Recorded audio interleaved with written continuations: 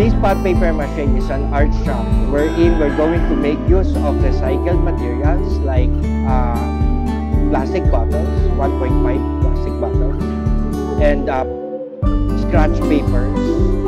And well, the intention is to come up with something that we can use to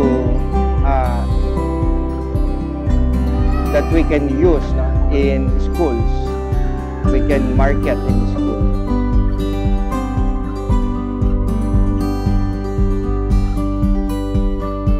So our activity is we're providing a livelihood program to our residents of Barangay Elices. So we call it the paper mache. So we're going to teach them on how to make it. Actually, this is a very helpful program because you can teach them another knowledge about their livelihood.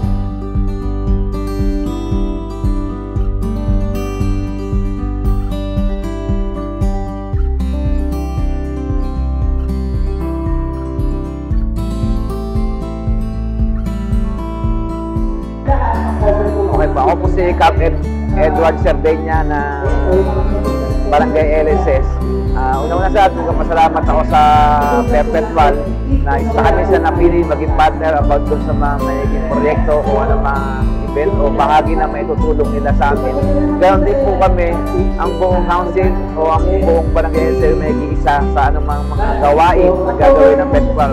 Muli po isang malaking pasalamat sa kami sa napili na Perpetual para sa kanilang mga proyekto. Yun lang po, maraming salamat. Thank you po talaga sa lahat.